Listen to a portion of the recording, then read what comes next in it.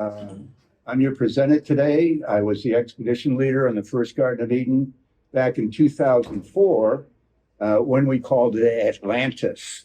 And back in 2004, this, by the way, is Robert Sarmas's project. And I'm just sort of someone that is carrying it on. But really, this is what Robert Sarmas had envisioned, and the beautiful work that he had done to be able to make it such a wonderful, wonderful excursion, both in 2006 and 2004. The idea, I should confess to you, was given the name Atlantis because Sarmas was very much convinced that Atlantis would have greater commercial value than if we called it the first Garden of Eden. But the truth of the matter is it was the first Garden of Eden, and everybody, after 500 years of seeing this wonderful civilization, they just took it back to their own countries for the next couple of millennium, and they started their own Atlantis story, gave it different meanings, giving it different names. Plato gave it Atlantis. The Indians over in India gave it White Island. And of course, if we look at the Garden of Eden and it goes to the cuneiform, well, then it becomes a different pronunciation. And then when it goes to the Egyptians, even another different pronunciation. It goes to not Eden, but Elon. And then when 600 BC, when Solon came down and stayed 10 years to get all of the information about this wonderful civilization, he brought it back.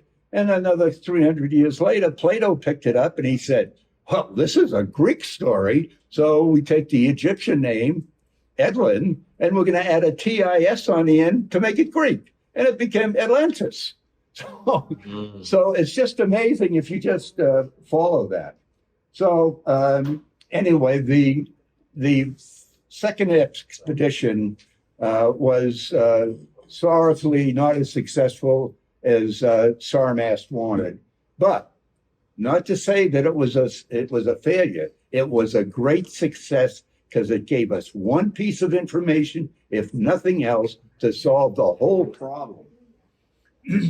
So when I took all of that and I tried to communicate it with Sarmas, and he said he was off on another venture for this. So that's all right. So I just want to kind of introduce the kind of things that have come into the mix here. The things that are mentioned in the Urantia book is that it was a low hill with a collapsed mound builder's enlargement, and Solon made that apparent, that it had subterranean covered brick conduits, and yet they didn't make any mention about bricks and about who made them back in the Urantia reading. We needed a quarry for the brick making, so it had to come from some other source. They talked about circular remains of temples on the hill, and certainly we've got to find those. We need evidence of the river that went out of the garden. And these are all hidden, not only in the Urantia book. I think Salonia meant for us to go looking at other sources to fill in the blanks that she left purposely for us to go and find them. And the ones that I have found was Enki and the World Order about 5,000 years ago. Vishnu's Purana, who was, of course, the image there was Shiva. Remember, 4 arms and one with a trident? That's 4,000 years ago. And then Moses had taken it from really when he was sitting there with the Egyptians. Wasn't he on the board of directors there or something in Egypt for about 10 years? And he got the story, and he brought it forward as the first Garden of Eden and the Garden of Eden in Genesis. That's 3,000 years ago. Then Plato went, after Solon brought the information 2,400 years ago, he brought it up and it was going to make it a Greek story. And then Ignatius Donnelly wrote a book called Atlantis, the Antediluvian World. 141 years ago, and then it got really popularized 67 years ago with the Urantia book. So we have to look at all of these in order to extract the information we need to fill in the picture. The thing is with the ancient stories, Peter Green wrote about this in his book, Ancient Greece. He said the epic poets and the mythographers embroidered and slanted much of the material, misunderstood more, and got a great deal plain wrong.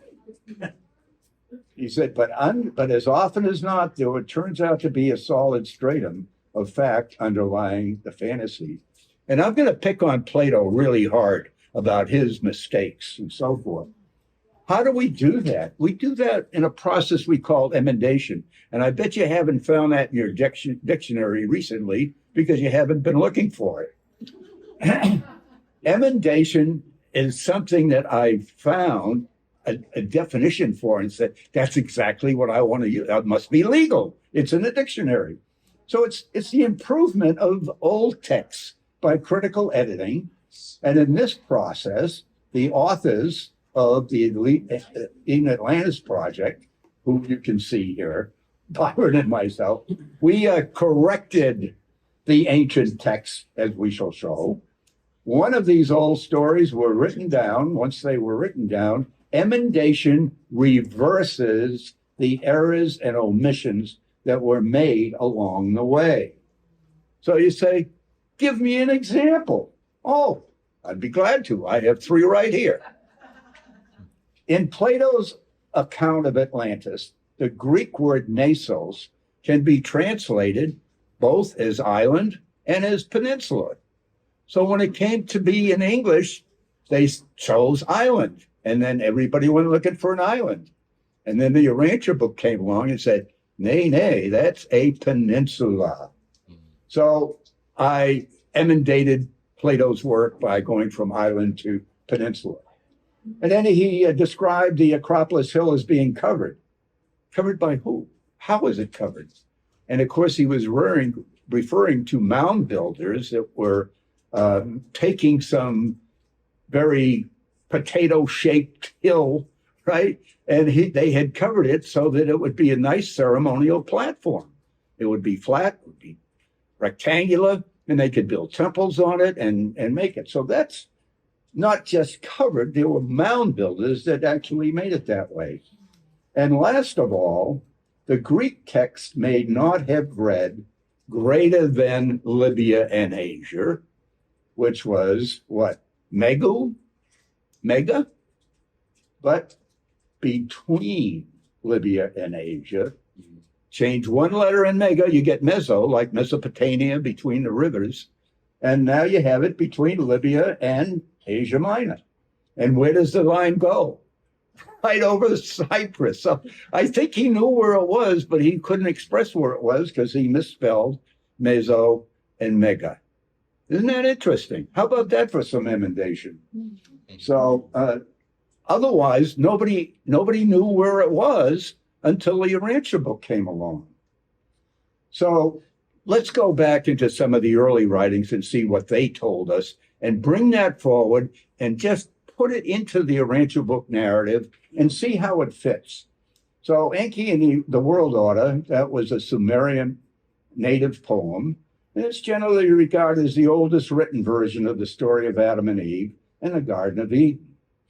So this text, related texts and fragments found on cuneiform tablets, are widely thought by scholars to have initiated the legends and the myths that went all over the eastern part of the Mediterranean. By the way, the name Enki from the Old Sumerian is actually 2 words. En means Lord, and Ki was the word for earth. So Enki became Lord of the earth. And when you think about what Adam did, that's not too far off. So here's some of the cuneiform tablets that carried that. And the excerpts from Enki and the New World Order state that the occupants of this locality were builders with bricks. So this is where Salonius sent me to go looking for who made the bricks. Where did the bricks come from? But fortunately, Enki 5,000 years ago reported it as the master brick builder was Kura, and the master builder of the bricks was Magdala. And it would appear that they had building methods that are even in use today. We shouldn't forget that much of what we have today was brought to the earth by Adam and Eve. So there was also another guy, Enki, and he was responsible for ditches and dikes. And as you read the Urantia book, you know, there were miles and miles of ditches and dikes. So, but we had to go to this old text to find out who done it. So by the time it got to India, right, the Purana, we have Shiva in Atlantis with the trident. And and that was also the Garden of Eden story called Adlan from the Egyptian. And it is the common source that came from Egypt about this story as Adlan. And as I recall reading a lot about Shiva, Shiva claimed that his offspring were born in Atlantis. So they were all Atlanteans. So now we come to tours 3,000 years ago. We also know, of course, that the general story of Adam and Eve appears in the book of Genesis. In other words, it exists in Hebrew scripture as well as Sumerian and Egyptian records. So this is where all of this story was recorded, and everybody treated it their own way. And then the first person to mention Atlantis was, of course, Plato. We know where he got the name. And it dates back to his accounts provided in the Critias and Timaeus. And that's, of course, been everybody wanted Atlantis, not knowing that it was first Garden of Eden. But we are making that revelation here. So much has been written about Plato's Atlantis myth in the last few centuries. And of course, Robert Sarmast, who some of you know, he wrote Discovery of Atlantis, the startling case for the island of Cyprus. And of course, there's a whole bunch of other titles too that I think I include in my book. And then 141, this guy was so controversial, Ignatius Donnelly. Nobody liked him. But he wrote the book in 1882, and it was called Atlantis, the Antediluvian World. And in that book, just think of it, in 1882, he said, the conclusion becomes irresistible that Atlantis and the Garden of Eden were one and the same. How did he know that? He was putting together in his mind the same thing we're putting together here today by reviewing the old text and realizing that would have come. What a beautiful cover that was a couple of hundred years ago, isn't it? So now we bring you right up to date, the Urantia book.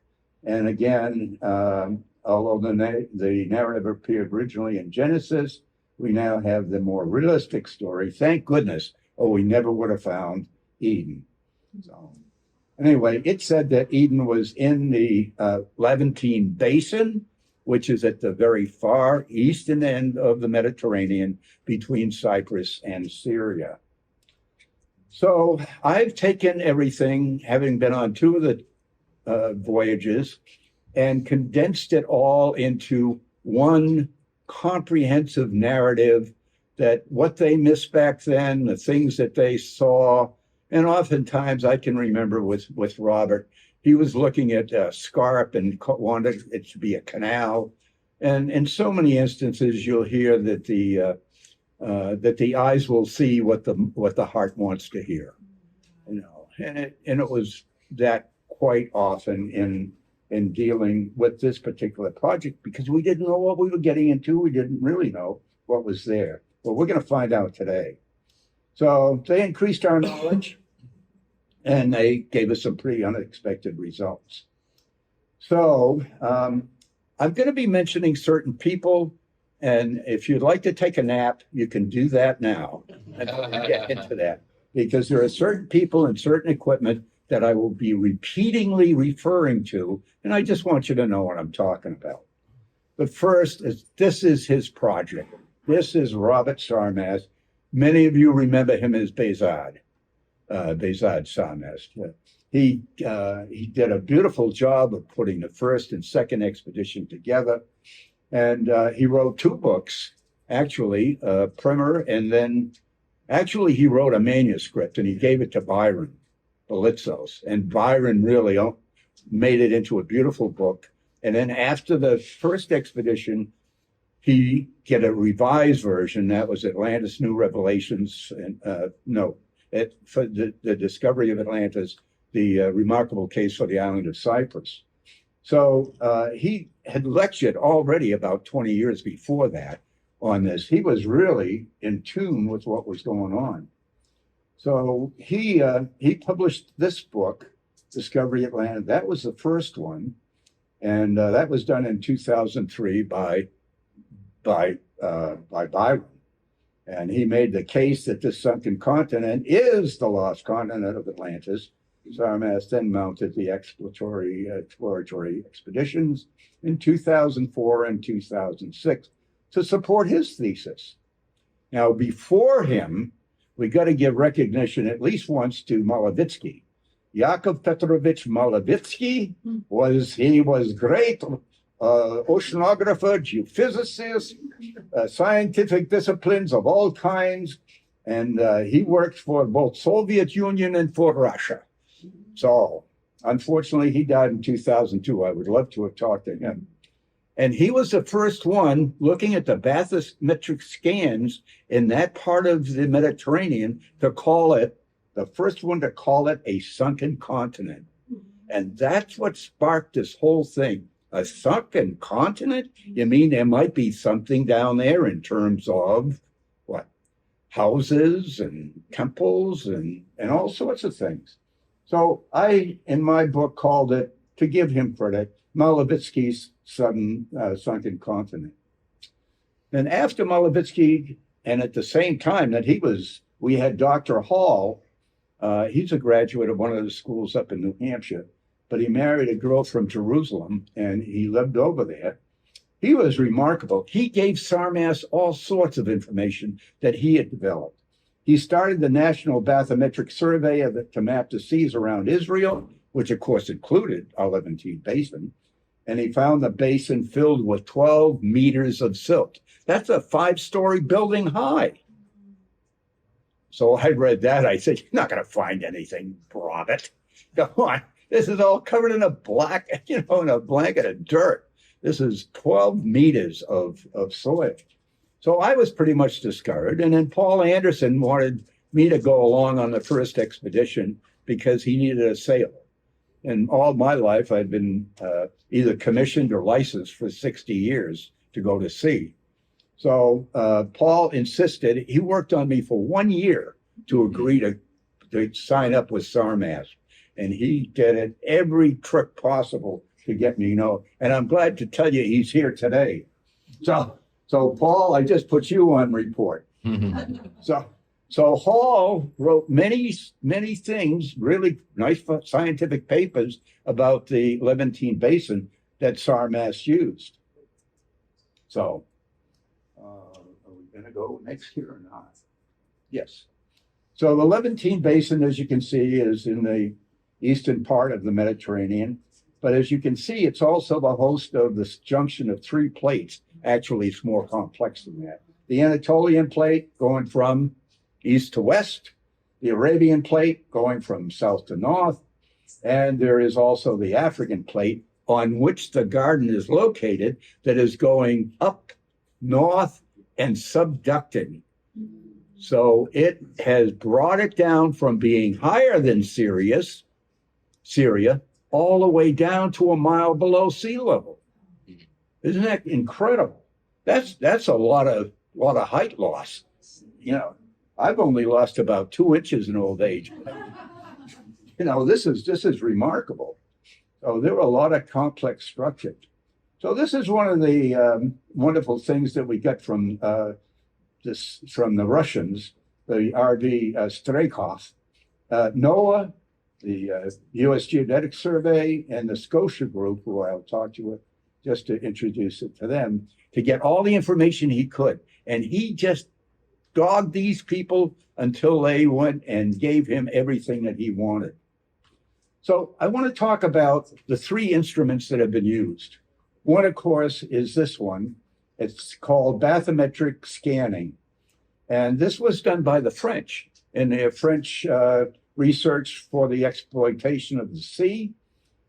They, in 2003, gave us all the information that they had by this bathymetric scan. Now, it's multi-beam because all the beams that are coming out from the bottom of the ship, there's lots of them. And what they do is they measure how long it takes for a sound to leave the ship, bounce off the bottom and come back, and that's how they know what the depth is. So they have all these multi-beams, and as you can see, this is going along making a topographical map of the bottom through these bathymetric scans. Does everybody understand that? Out of the bottom of the ship, looking way down a mile and getting generally what the region looks like. All right. Then comes our, after the bathymetric scans, we could determine what we wanted to look at. In other words, it gave us the map, and because we got the initial images there, it gave an overall view of the area that we wanted to investigate. We asked the French if we could have 15 miles square of their information about around a certain point that we chose by looking at the bathymetric scans. Say, oh, that looks like that's going to be really fun. All right, the second instrument I want to talk about is the side scan sonar. This is like a camera using sound again, but it goes down to the bottom and it looks to the left and to the right. It doesn't look at anything that's right underneath it, to the left and to the right. And it brings images back up and it will show it to you on a screen. So when we took over and had the 2004, we used exclusively this particular instrument, the side scan sonar. And we towed it back and forth all over the what we thought was the Temple Mount and what we thought were ridges and all of that. So we really got some good information, but only maybe about 5 or 10% of it was really usable. But this is where I pause to say that there are people in this room and at this conference that contributed bucks, a lot of money for that 2004 expedition to go on. And I can't thank you enough. That started to open this whole thing. I think there were 400 contributors, and they did it through Saskia, right? And she raised it. 1 month before we set sail, we had 117,000. Amazing, which was just enough for the 72 hours. Not today. So think about us being able to do that with this camera that skims along the bottoms and looks at the things we want to look at. Then in 2006, a new piece of equipment. It's called a sub-bottom profiler. As you can see that it either drops something down or it goes from the bottom of the boat, and it doesn't show you things particularly on the surface, but it shows you what's under the surface and down 30 meters. And it shows you all of the different layers of silt and whatever might be down there, maybe big rocks, even maybe a conduit, right? A disposable conduit. You don't know. So this was a terrible expedition from my point of view, except for the fact it was the most valuable thing we did. It tied everything together. So I'm not going to badmouth this one at all. I'll tell you a little bit about it. After the 2004 expedition, some of you may know the late Janelle Benicki. She was a co-producer of The Hero's Journey for Joseph Campbell, worked on the Cosmos series. This lady had talent, let me tell you, for Carl Sagan. She was a director of special developments for National Geographic, and she wrote and directed and produced the 2000 promotional film covering of our first expedition. You know, I'm going to reward her and you in her memory by showing it to you. So, whoops, it went right past, as these things are known to do. So I think the speaker is ready, and it's going to blast you right out of here. And so here it goes, the first expedition in 2004 that many of you paid for.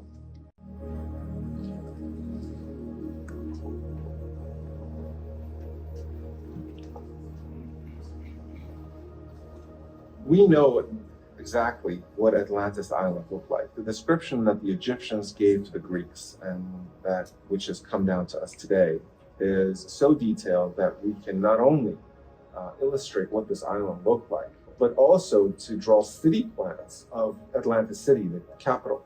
So I knew what this island looked like, and what I was trying to do was to see, is there any landscape in the Mediterranean that matches the description of this island? The only place where an island as high as is described in the Critias could have been completely submerged is a vast basin that was flooded. We knew from recent scientific experiments that the Mediterranean used to be a desert, practically a desert, spotted with lakes and dunes. The scientists currently believe that the last time the Mediterranean was flooded was about 5 million years ago. Unfortunately, what they don't know is that we have accounts from ancient geographers stating that the ancient races knew about the Mediterranean being flooded through the Gibraltar.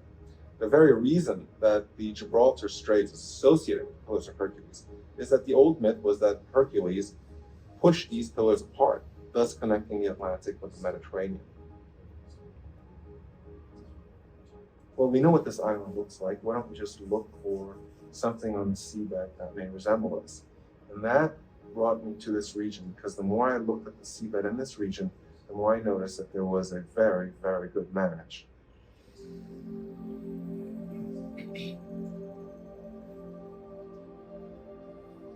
A captain in both the US Coast Guard and Merchant Marine, with an unlimited master's license, Robert S. Bates brought almost half a century of maritime experience to the expedition.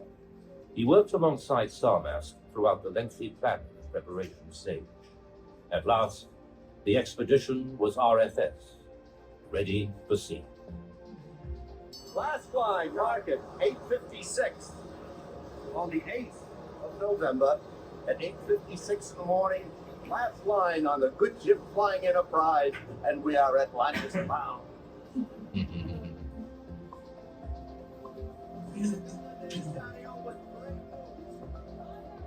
That's the owner of the ship, Darius.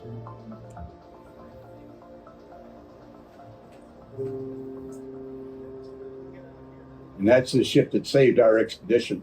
Are we looking for a city that's down below the sea surface on the seabed? We've been waiting for some time to see who's going on the trip, who's available. And when it materialized, it was right, this is it. We're going to go and do something that's really good. Not just look for oil and gas again. 9:32, we were now out in the Mediterranean. At 10:56, we increased speed, changed course to 086, and 9 hours later, we expected to be on the island of Atlantis, 1 mile above it, not in aerial sense, but that it would be 1 mile below us in the seabed.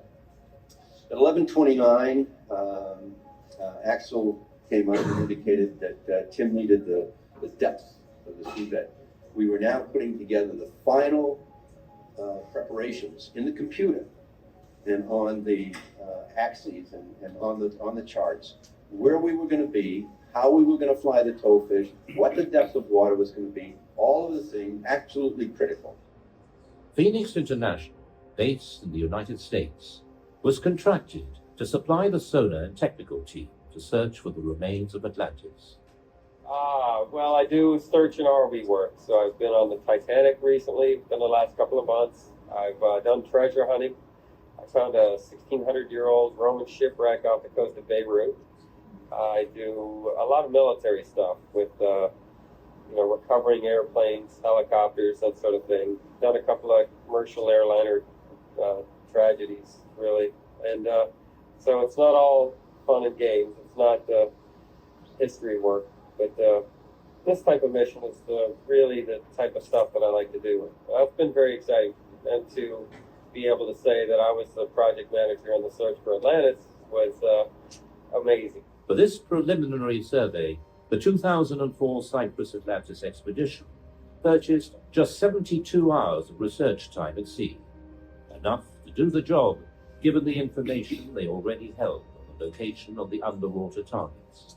But with November weather patterns threatening to disrupt the expedition, they had to work around the clock to complete the mission quickly. Sonar is just on a cable off the back of the boat. There's no way we can control where that is in relation to the vessel. We know that it's going to be roughly directly at the back of the boat. Okay? All we can do is plot a line file for the ship to follow.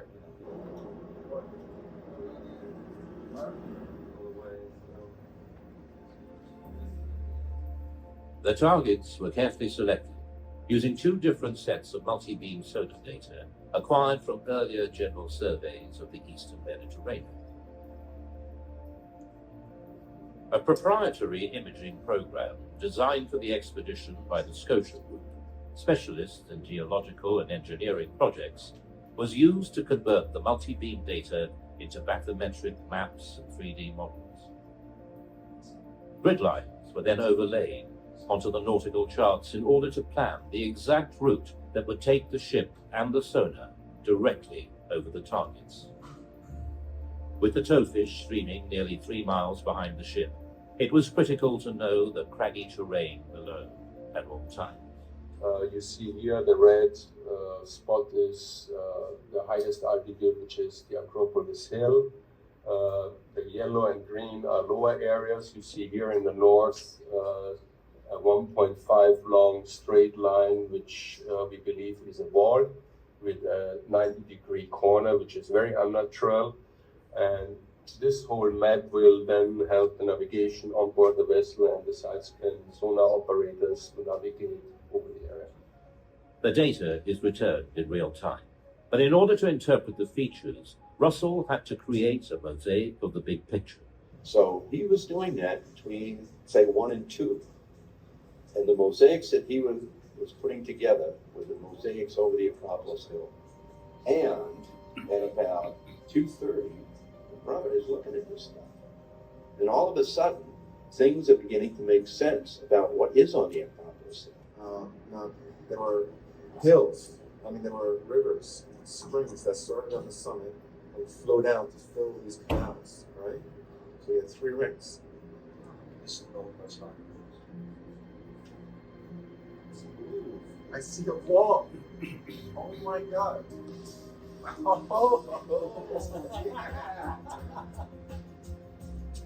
Now we're talking.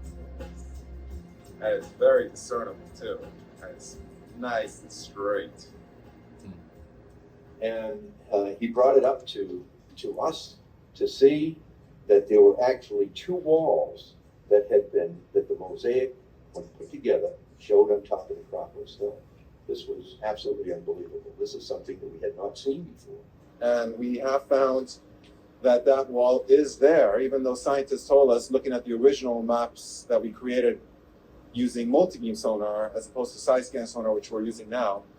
The scientists were saying that that wall cannot be there, that it had to be an error with the data, and we've now proven that it is there. It's very real, and it's also about 1.5 miles from the center of the summit, and that's the exact dimensions that Plato gave, about 1.5 mile radius between the outer canal wall and the summit area. The results we're picking up are matching what Robert says, where it should be, what it is. We're just trying to decipher what's below the silt. And still the excitement's there. There's a lot of guys wanting to go, let's do another one. Let's have a look around this corner. Let's get some more. We now felt that it had all been justified.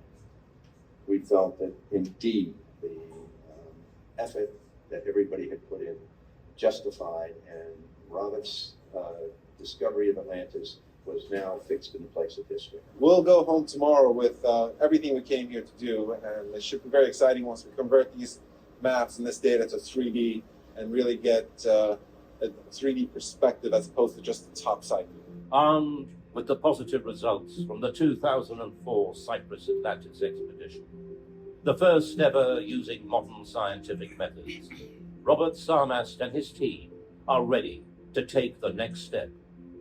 They are planning the return voyage for an even closer look at the Acropolis Hill.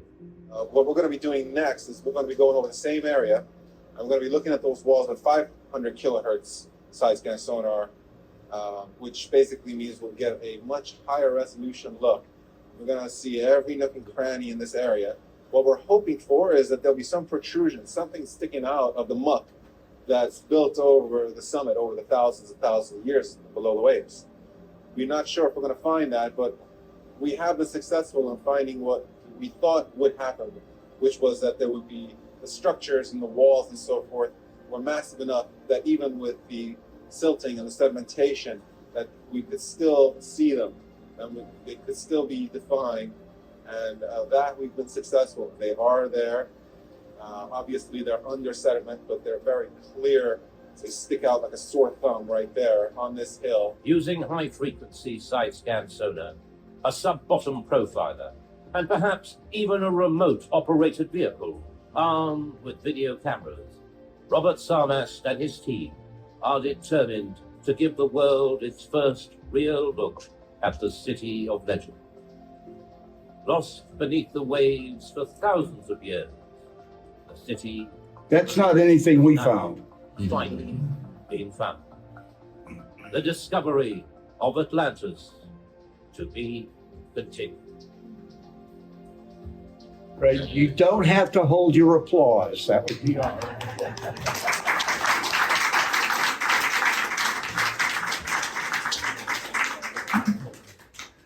All right. That was such a successful expedition. And when the 2006 came, I'm not going to play you any part of it. Some of it is just gets my maritime heart in an uproar. It was so bad. But because of that wonderful 12-hour promotional that Janelle gave us, the History Channel watched it and they said, "We got a story here, and we're gonna give you an expedition." So in 2006, Josh Bernstein had a Digging for the Truth series with the History Channel, and he actually promoted another 72-hour expedition for us to go. Now, Sarmast, having been out at sea for 72 hours, felt qualified to be the expedition leader. But after 60 years of me going to sea and putting stuff over the side, there were so many mistakes that were made. It was absolutely discouraging. But, you know, that's just the way it was. And I want to tell you about the gentleman that came along with us, Patrick Lowry from the Scotia Group. He took all that bathymetric, the nice topographical things, and he put in a proprietary 3D software. And you see how they kind of maneuvered around the Acropolis Hill and all of that, and then around, just like you could fly around it. He made the software that made us be able to do that from just bathymetric scans. So that was really, really terrific. And we used that to interpret what we got. So I'm just going to give you briefly what happened on the 2000 expedition. Just before we sailed, they changed the the software for the sub-bottom profiler from Coda, which everybody knew, to a new one called Discover. And our expedition leader, you can see Robert Sarmast in the middle, Patrick Lowry on your left, and then Caleb was with our technical group that came from Aberdeen, Scotland. And this is another young man from Aberdeen, Scotland. He was a Seatronics technician. He deployed the towfish, and you remember seeing the reel going out with ours in the 2004. His went 1,000,000 miles an hour, and it came off the reel like a slinky. Oh. It was that, and it went past the towfish, and the towfish actually came up the center of it. And then when they slowed it down, it tied it in a big knot. And when it tied it in a big knot, that was the end. There's the famous knot. You can see the towfish on your left, and there's the big knot. The knot right there in the middle actually broke the wires. So we had absolutely nothing. It was just inexperience. People that didn't know what they were doing. So they brought it aboard with difficulty. Axel had to dive over the side, put another rope on the towfish so we could get it aboard. And then they had to splice, cut out the bad stuff. We lost 5 hours, 50 feet of coaxial cable, which if you were paying for it, you'd find it very expensive, right? And then they reconnected, repositioned the ship. I was up on the bridge. I repositioned it for Robert Sarmast because he didn't suggest that anybody do that. And then when we were out there doing it again, the software failed again, and we lost some beautiful information at a critical time on the smaller ridge. So at the end, they interviewed Patrick, Josh did, and Patrick had looked at all at the sub-bottom profiler, and he said, what I can tell you is the wall by the hill, by the mound, those kind of linear things that Axel talked about, they turn out to be only salt upthrusts in the crust of the seabed. And that killed it. That was the end. Nothing was found. Oh, but if we looked underneath a little further, something was found. And that's where I spent my time. So the news had hit the Fox. Live at 11, an American scientist claims he's found the lost city of Atlantis. Sonar scanning of the seabed between Cyprus and Syria shows what Robert Sarmast claimed to the remains of the legendary lost city. Sarmast says a recent expedition has confirmed the data. He claims the location of the Atlantis Acropolis matches descriptions by the ancient Greek philosopher Plato. In other words, we believe that we found the Acropolis Hill, and it is a perfect match with Plato's description. There's a 3-kilometer long wall running at the base of the hill. There's an aqueduct running lengthwise along the middle of the hill, and the summit itself is apparently walled on either side. We're hoping that we'll be able to launch a second expedition to the region and look under these very striking walls and see if there are hardened structures under it. If there are, then we would prove the cave. Okay, well, the chief government The hill, the river path, that was all he's skeptical of the Atlantis claim and not that true. further investigation is needed. I think the biggest proof was the street signs they found down there. The street signs. Oh. We have to play out. Atlantis this way, huh? Oh, yeah. All right. This is a little risque, so I want to warn you, those that are sensitive.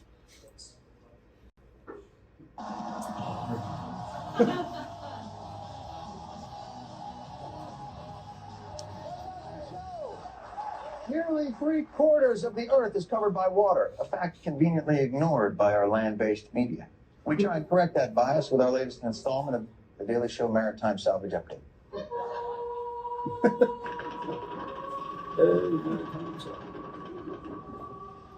We begin off the coast of Cyprus, where American researcher Robert Sarmast claims to have discovered the ruins of the lost city of Atlantis a mile beneath the Mediterranean. That's nothing like we found. This discovery came after a 6-day expedition spent making sophisticated side-scan sonars of the seabed, paid for by selling seashells by the seashore. Of course, Atlantis was a centuries-old legend, even in Plato's time, and another scientist says the structures could have been produced not by Atlantis, but by underwater volcanoes. And even if the structures are man-made, they could be any of hundreds of previously unknown cities. But still, Atlantis.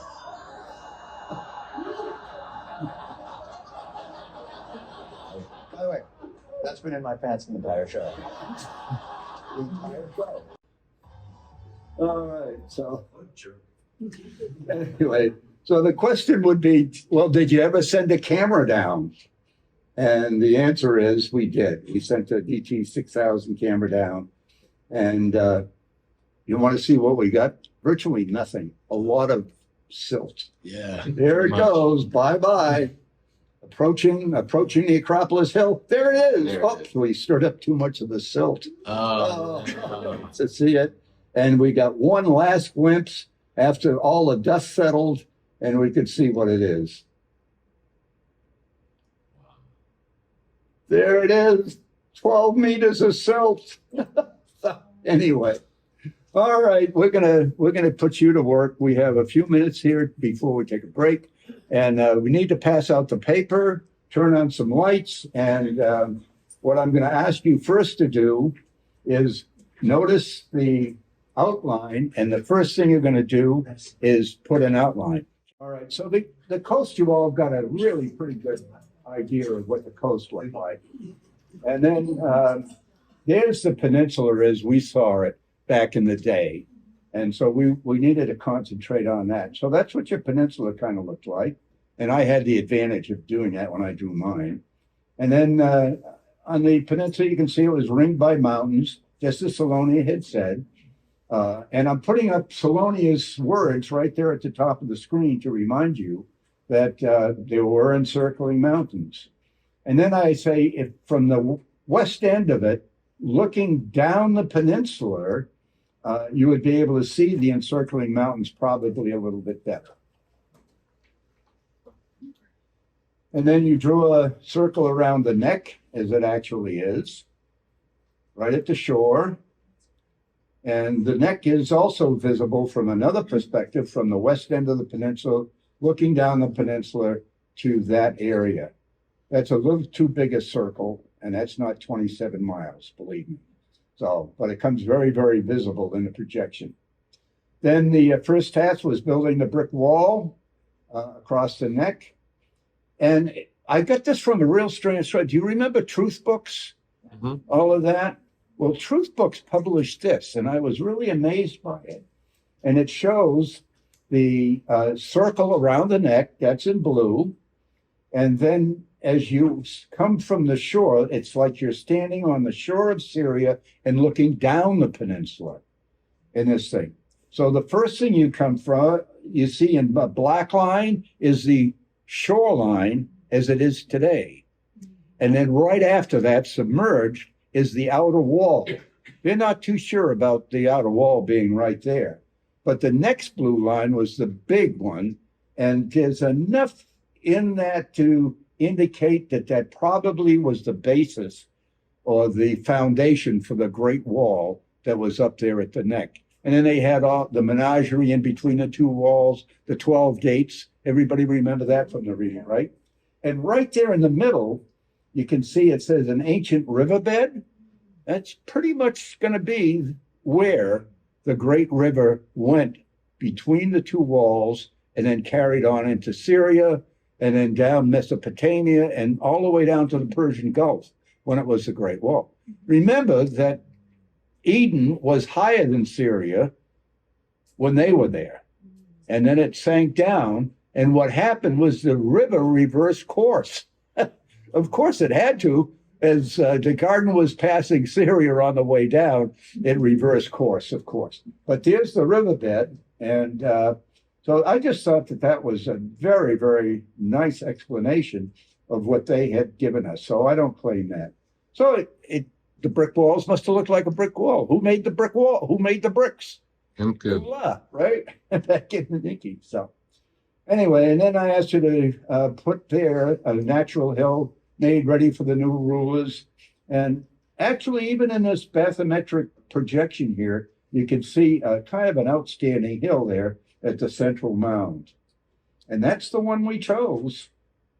As we zoom into it, it looks more and more like that potato that we talked about, right? It was the natural hill had been made ready for the new rulers, and they were escorted to the formal reception. This is the same thing you saw when you added the Great Mound to your sketch.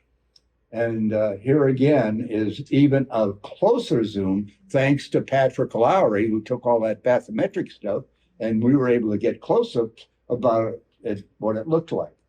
And in Robert's mind, right below the crown of that, it looked like a canal or a river and so forth. But that really was not the way it worked. That was not true.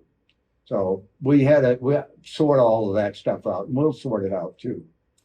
So if you were standing on the bottom of the Mediterranean basin and looked up at the mound, this is the way it would look. Except that in all bathymetric scans, the height is exaggerated by a factor of 10. So you've got to squish this down 90% to realize that's what it really looked like. But we couldn't do that with the bathymetric scans. We were lucky to have this.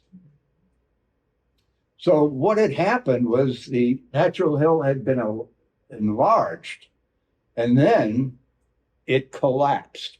And this is a picture of the collapsing of the mound, or any other kind of thing that has a slough off, and because of gravity and volcanic action, seismic activity.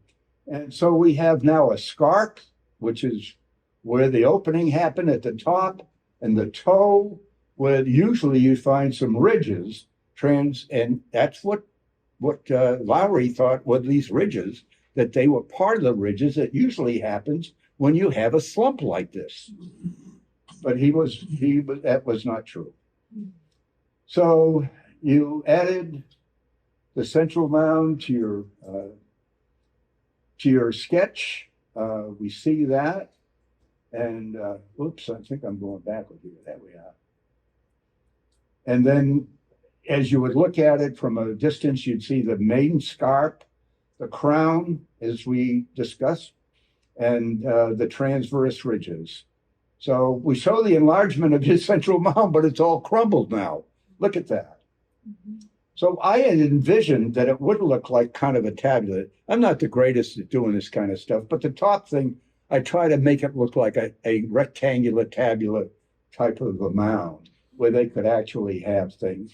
And then the bottom one is where it all got shaken down by all that tectonic plate activity and looked like a potato now. So all that good work just went down on both sides.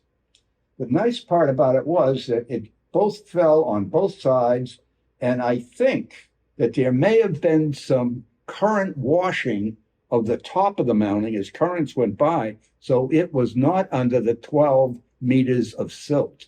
I think we could see things that were a lot better, and we're going to save that for the next expedition. This is actually the big river, and this is another mountain or a hill that's in the background. Can you see the scarp in that? That's exactly what it would have looked like after it fell down. Isn't that amazing? That's the very river.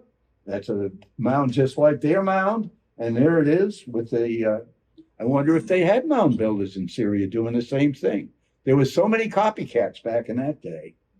So I saw what looked like a quarry up here in this bathymetric scan, and I brought it down, colored it, and kind of got it to be a definition. And that looked just like any other quarry that you'd see anyplace else.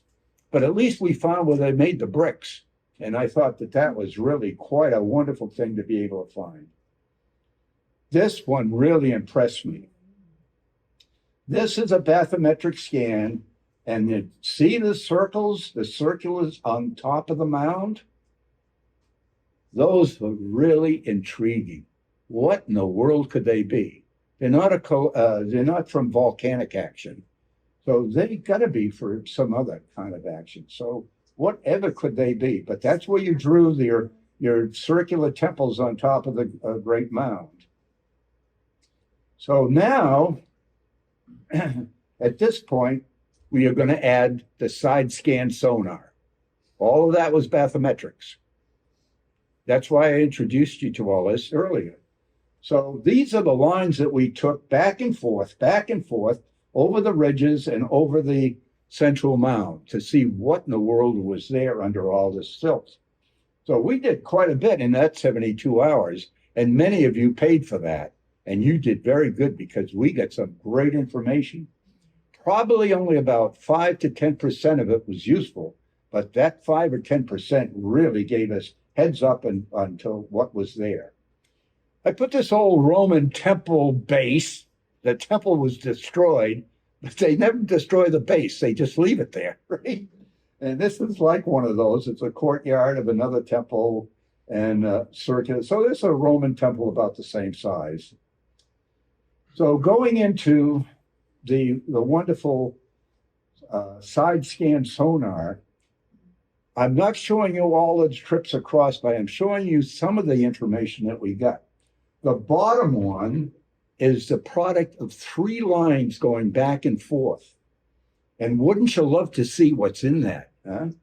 So yes, so we're going to go down and we're going to zoom in and we're going to see what that actually was. There is what those 3 lines contributed. Those are what those circles were that we saw in the bathymetric scan. And they are really physical circular features. The eastern arc and that arc of the central circle.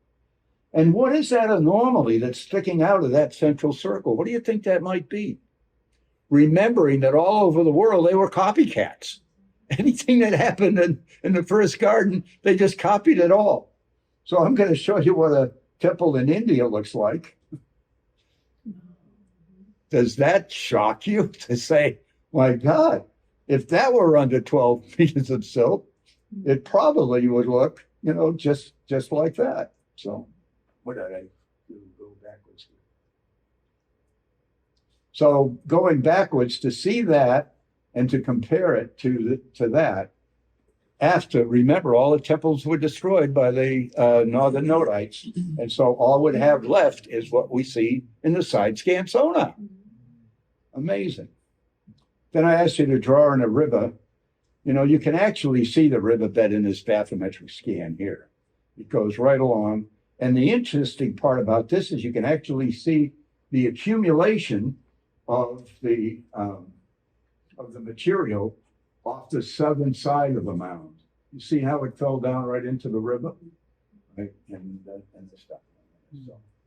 So that's why I love this picture so much. There's the southern side of the mound as it would appear today if it had stayed above water. It would look just like that. And then I asked you to put a drainage system to the north side of the mound. The drainage system wasn't exactly a straight line. And you can see I put some black lines in it where it changes course. And then Axel said it was 90 degrees, but it was an obtuse angle. It wasn't a right angle. And it went off. What do you think that went off to? The southern side of the peninsula where the workers' houses were, right? And then it had another one coming down at the bottom part here, which made it a very interesting Y of the disposal system. Well, how do you know that that's a disposal system, Captain Bob? Well, because we use a sub-bottom profiler in the next expedition. So they had 5 lines planned. Only 1 line actually they were able to do because of all the trouble I showed you had.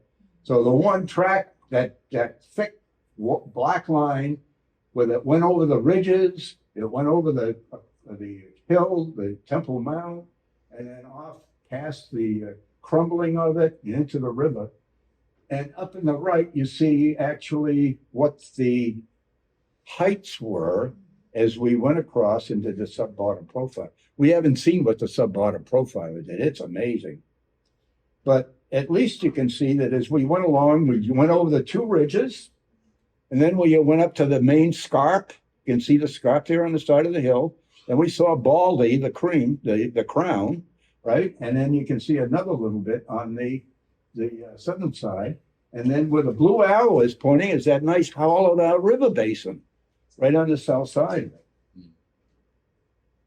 Amazing stuff. So from our side scan sonar, this is what we see. And that track that's in the middle is because the side scan doesn't look straight down. It just leaves a nasty track in the middle. But at least it gave us an image. That was from one of the lines, and that was from another one of the lines we got in the side scan. But guess what? We still don't know what it is. Is it a wall? Is it part of the slump? What is it? And we went away not knowing. But this 2006, and remember I told you it gave us the most valuable information to put this all together. And this is what happened at the end. We have Lowry's assessment that the linear ridges were only a result of geological upthrust, and it had gone unchallenged until now. But we're left with these questions. Why are these ridges so unique to this entire region? What is the nature of the slump on the face of the mound? That's, of course, the mound builders. What combination of events and forces caused these upthrust ridges to appear so uniformly linear over thousands of meters?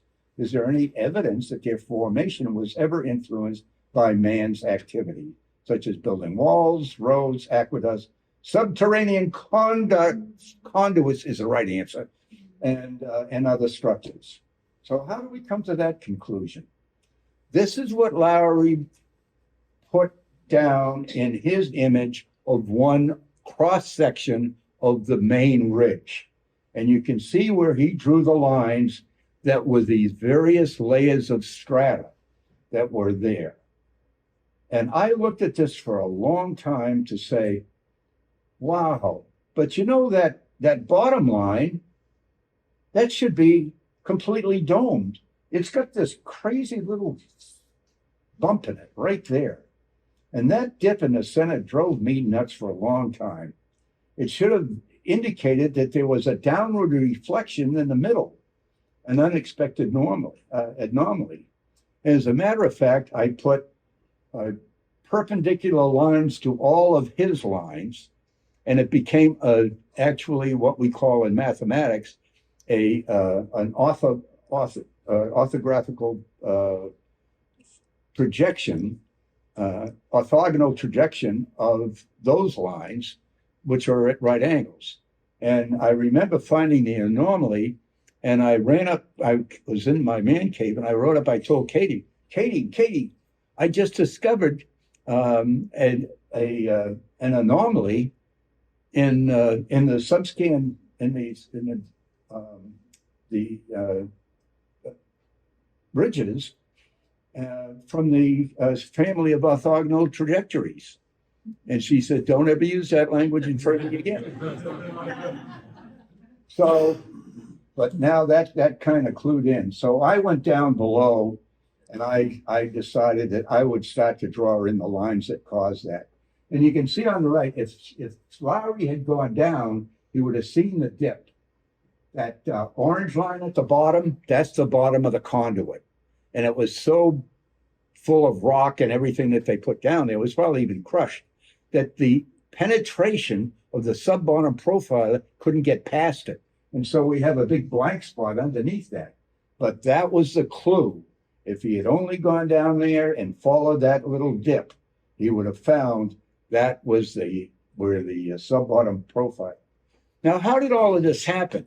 In my estimation, as the garden was sinking, the Acropolis Hill or the Temple Mount became so heavy that it started to have a downward force, and the things around it started to get an upward force, whether it was from liquefaction or whatever, but it forced where they had actually cut into the Earth's crust to make these conduits, they had weakened the crust. And as the settlement as it settled down and the weight of the mount forced up stuff around it, right through the cuts that they had made to make these wonderful subterranean conduits, it forced it up right through the crust. And that's how they got formed. And that's why it's only around the mound, because it was the mound that did it. Okay, so that's it. So by adding the obvious brighter strata lines below, drawn by Lowry, channelizing an image appears that it actually is the interpretation that it was a brick-covered subterranean conduit that caused it. So the construction of the during the sinking process of the floor, the upward heaving of material through the trenches that they had built, it may be that the conduit was crushed, but even if it were crushed, it would still be an impediment to the upthrust of the conduit system, being much denser than the surrounding dirt. And if we were to stand in one of those conduits today, that's about what it would look like. It's covered, and there's the brick lining. And what's interesting is I think they still had these features at the bottom of the conduit that caught all of the solid stuff so that the flow could go above the solid stuff in this little cabin that they had, this little down at the bottom. So, yeah. So now, I don't know where all of the administrative areas are, but I put them in there anyway. And the clue was, I think I already mentioned it, follow the conduit system. The sewer system is going to go where they made the houses at the schools and so forth. So isn't it interesting that all these conduits just point to those places? And that's how we came to the conclusion that we found an awful lot of what was down there. And it was enough for me to be convinced that, yes, indeed, we had found the first Garden of Eden, as described by the Urantia book. Part of the Urantia book says when the plans of the material sun went astray, Adam and his family were not permitted to carry the core of the tree away from the Garden of Eden. When the Nodites invaded Eden, they were told that they would become as gods if they partook in the fruit of the tree. Much of to their surprise, they found it unguarded. They ate freely of the fruit for years, but did nothing for them. They were all material mortals of the realm. They lacked that special endowment that acted as a complement to the fruit of the tree. They became enraged at their inability to benefit from the tree of life, and in connection with one of their internal wars, the temples and the tree were both destroyed by fire. Only the stone wall at the garden entrance was successfully submerged, and it was destroyed at that time. Only the stone wall stood until the garden was subsequently destroyed. And that was the second temple of the Father to perish. So after the first garden was vacated by Adam, it was occupied variously by Nodites, Cutites, and Hittite, and it later became the dwelling place of northern Nodites who opposed the cooperation with the Adamites. The peninsula had been overrun by these lower grade Nodites for almost 4,000 years after Adam left the garden, when in connection with the violent activity of the surrounding volcanoes and the submergence of the Sicilian land bridge to Africa, the eastern floor of the Mediterranean sank, carrying down with it the waters, the whole Edenic Peninsula. Concomitant with this vast submersion, the coastline of the eastern Mediterranean was greatly elevated, and this was the end of the most beautiful natural creation that Urantia had ever harbored. The sinking was not sudden, several hundred years being required completely to submerge the entire principle. So this is just to wet your whistle. There is so much to be discovered. There is so much in another expedition that we can absolutely find out. When is it funded? And, well, yeah, if we can fund it. And I did include my my picture there in the middle with the mermaids. That's you, huh? Oh, yes. Yeah, I know. So the next expedition is what's going to reveal, even in greater detail, all this. We found the details that make us want to go there, did we not? And in view of the catastrophes that happened, we do have a lot of people that got a lot of credit for it. The 400 that contributed, this is Robert Sarmas' dream, and I'm just a conduit, just bringing it to you. There's Janelle, and there's Byron, who has made it, Lowry, there is Dr. Hall, there's Josh Bernstein, Gar Jameson is a big supporter. Fred Harris, who I'm glad to say is here today, right? Saskia, who raised the money. Axel, who was our AB and dove after the fish. Darius, whose ship that was. There's our South African, Duncan McKenzie, of the Flying Enterprise, the captain. Graham Lang was the captain of the Argonaut that I went on with the 2006 voyage. Triggerby was the EDT, was the company we got the ships from. Triggerby was the chartering manager, and our provisioner was Aristi. We had a chief engineer there who was part of the EDT. The Royal Air Force helped us, and there's the commanding captain, Group Captain Randall. We went out, we talked to him, one of his helpers, Lieutenant Commander Mark Hill, Royal Navy. Chrissy Flint, our point of contact to the military out there. There's Tim Weller, who brought all the equipment for the first expedition. There's Callum Caldwaller from Seatronics Limited. He did the second expedition, which had all its trouble.